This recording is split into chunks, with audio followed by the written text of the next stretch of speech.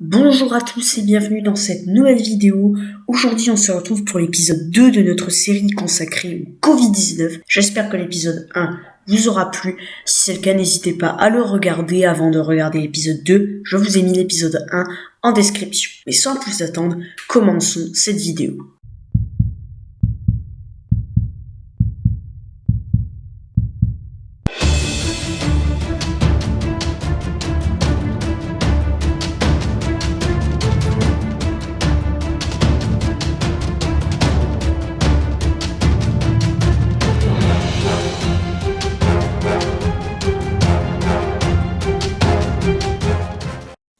Dans l'épisode précédent, nous avions parlé des événements de cette crise et des conflits internes qu'elle avait provoqués. Dans cette vidéo, nous allons parler de comment nous aurions pu éviter tout ce qu'il s'est passé pendant cette crise, quelles mesures nous aurions dû prendre, et voilà.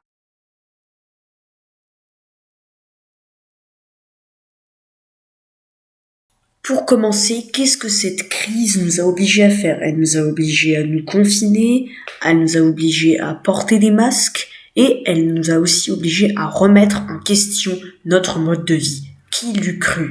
Mais pourquoi ? Quelle est la faille qui nous a fait être en telle difficulté face à ce virus ? Eh bien, avant de s'attaquer aux conséquences, il faut qu'on s'attaque aux causes. Quand on veut couper un arbre, on coupe la racine de l'arbre pour commencer. Eh bien, c'est pareil. Alors, il y a bien sûr évidemment ce qu'on rappelle tout le temps, pénurie de masques, pénurie de tests et manque de lits en réanimation. Mais tout ça était en réalité plus minime qu'on ne le pense comparé aux autres facteurs que je vais ici vous présenter. Tout d'abord, nous vivons dans une société vieillissante. Ce qui veut dire que nous serons plus vulnérables face à un virus comme le Covid-19 que nous ne l'étions auparavant. Ensuite, les pays comme la France, les États-Unis ou encore les pays d'Europe sont plus préparés à gérer des maladies graves, comme le diabète par exemple, alors que les pays d'Afrique, en raison de leur avancée médicale moins forte que le reste du monde, sont plus préparés à gérer ce genre de maladie. Ce qui fait qu'ils s'en sont mieux sortis que nous sur la crise du Covid. Et ce n'était pas uniquement dû à leur facteur de jeunesse, comme les médias le disaient beaucoup.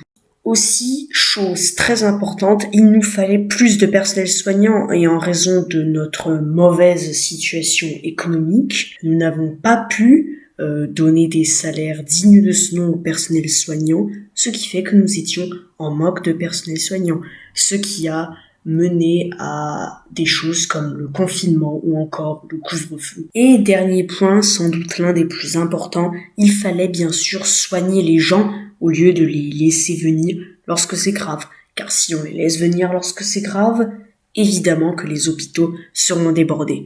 Tout ça additionné aux autres problèmes posés, ça crée bien sûr une situation très compliquée qui a mené au confinement ou au couvre-feu. Et bien voilà, nous arrivons à la fin de cette vidéo. C'était l'épisode 2 de notre série consacrée au Covid-19. Si cette vidéo vous a plu, n'hésitez pas à liker ou à vous abonner, ainsi qu'à partager votre avis dans les commentaires. C'était Adrienne Aliste, votre analyste d'histoire. À la prochaine.